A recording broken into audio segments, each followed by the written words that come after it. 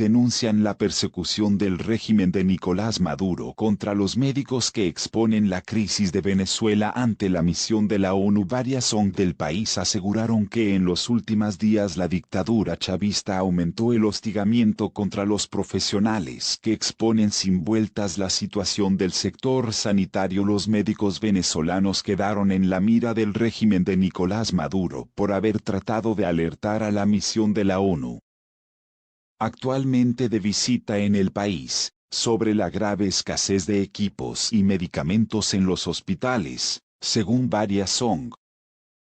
El chavismo afirma que las sanciones de Estados Unidos, que congelaron 30.000 millones de activos del país, le impiden importar productos de primera necesidad, incluyendo medicinas.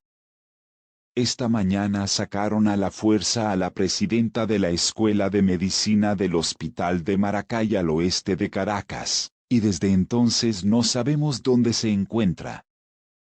Manifestó el lunes a la agencia AFP Jaime Lorenzo, director ejecutivo de la ONG Médicos Unidos, sin precisar quiénes pudieron estar detrás de ese incidente. Estaba protestando contra la represión del personal de salud y de los que denuncian la falta de medicamentos y el mal funcionamiento de los hospitales, añadió. El diputado opositor por el estado de Vargas, José Manuel Olivares, que es oncólogo y radioterapeuta, denunció en Twitter que se trata del tercer médico en 2 semanas que es perseguido por denunciar la situación que se vive en los hospitales. El domingo se registraron incidentes entre el personal del hospital de Barquisimeto Noroeste y un grupo de partidarios chavistas, que les arrojaron piedras mientras esperaban la llegada de los enviados de la alta comisionada de la ONU para los Derechos Humanos. Hemos llamado la atención sobre nuestros pacientes, que se nos mueren por la falta de insumos y equipos. Michelle Bachelet. Según Médicos Unidos, la represión ha aumentado en las últimas 2 semanas.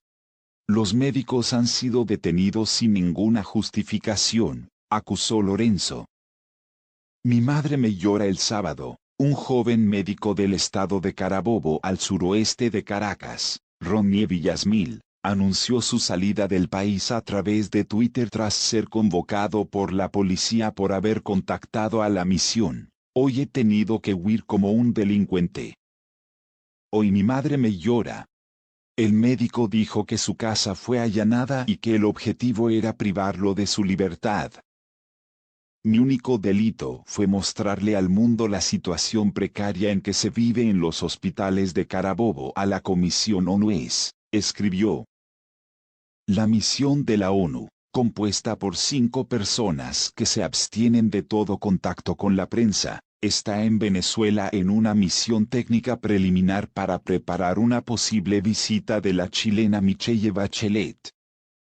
En Barquisimeto, los enviados de Naciones Unidas visitaron el hospital escoltados por médicos y autoridades locales que fue invitada oficialmente por el régimen venezolano en noviembre. Una doctora que acompañó la visita dijo que en una entrevista con una de las delegadas enumeró todas las fallas que tiene el hospital, los sueldos paupérrimos que reciben los médicos y las fallas de medicamentos. Le conté que los pacientes que operamos no pueden cumplir la quimioterapia y que los que no tienen cómo comprarlo fuera del país, se mueren. Cuando le dije lo del sueldo, casi se cae para atrás, refirió la médica, que pidió la reserva de su nombre. En Venezuela, un médico gana entre 18.000 y 30.000 bolívares mensuales, lo que equivale a unos 6 y 10 dólares, respectivamente. Operación de maquillaje. Varias son como provea denuncian que el régimen ha montado una operación de maquillaje en hospitales y prisiones visitadas por los comisionados para ocultar su precariedad. En Valencia y Barquisimeto hemos visto a camiones que llevaron médicos e insumos al hospital donde se esperaba la visita de la misión, aseguró Jaime Lorenzo. El maquillaje que la dictadura viene haciendo a hospitales y cárceles ante visita de comisión técnica demuestra la indolencia y crueldad del gobierno de facto. Pueden mejorar instalaciones, pueden dar medicinas, pero son indolentes, señaló en Twitter la ONG Provea, crítica con la dictadura de Maduro. En los hospitales públicos falta el 90% de los productos médicos necesarios y casi todos los laboratorios públicos han cerrado, según una encuesta nacional realizada por la ONG Médicos por la Salud junto con el Parlamento. El gobierno no ha dado a conocer cifras oficiales desde hace 3 años.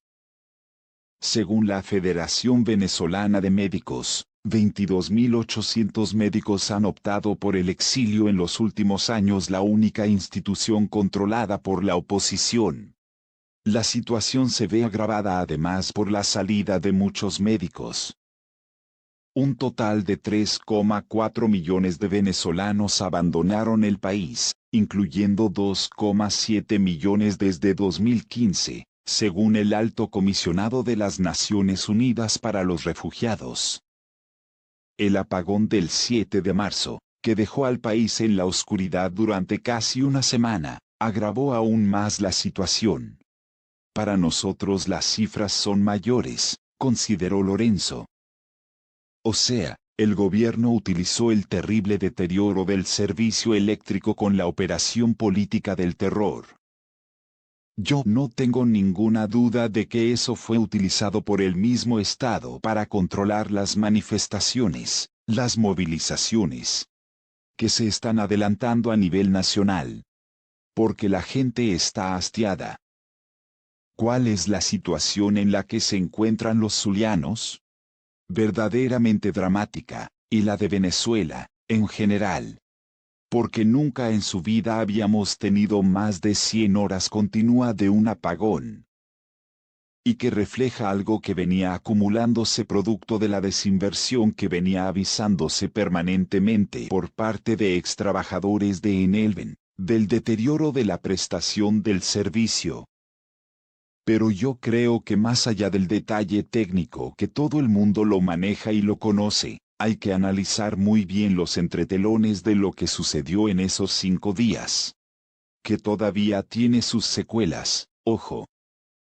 No crean que esto desapareció, pues ayer de nuevo se ha ido la luz hasta en algunas partes de Caracas. Aparte de que continuamente se están produciendo interrupciones abruptas, que es lo que daña los aparatos eléctricos. Un experimento que yo lo llamo del terror, y es que estamos viviendo, no tengo ninguna duda, la aplicación de un experimento del Ejecutivo.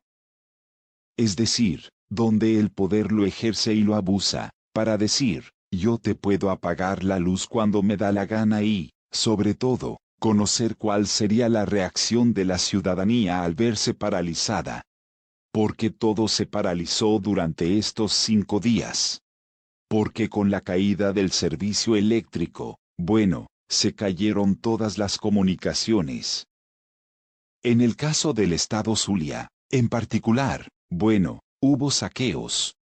Que tuvo la mirada cómplice de las autoridades, tanto de la alcaldía de Maracaibo, como de algunas alcaldías de la costa oriental, Cabimas, como también de la gobernación del estado Zulia. Que, a pesar de las llamadas y de todo lo que se reclamaba, actuaron libremente los delincuentes durante los saqueos que ya se registran, según datos de Fedecámaras, pérdidas superiores a los 50 millones de dólares, con la consecuencia de la pérdida de más de 5.000 empleos. Este experimento, auspiciado desde el Estado, crea aún más zozobra. Porque, después que sucede todo esto, bueno, montan entonces un expediente en el clásico estilo de los sistemas dictatoriales contra Juan Guaidó, acusándolo conjuntamente con el senador estadounidense Marco Rubio, Donald Trump y etc., de toda una operación que, supuestamente, se realizó desde Houston y Chicago y toda esta parafernalia. Porque tienen el control del TSJ, como de la Fiscalía, para inculpar y presionar a Guaidó, lo cual es algo risible.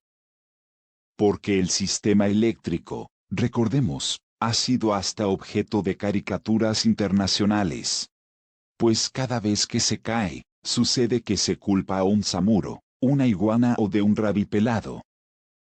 El año pasado se produjo un accidente, y se culpó al diputado Guanipa. Luego fue a un tiburón, que dijeron que se había comido el cableado submarino, alegatos que no reflejan sino la grave irresponsabilidad y el gran saqueo que hemos tenido de los recursos, que se han invertido en el sistema eléctrico nacional, y que nos ha llevado a esta condición de precariedad, que yo creo que ni los pueblos del África. En cuanto al tema de los saqueos a los comercios, incluso, se habla de empresarios que han suicidado al verse en la ruina.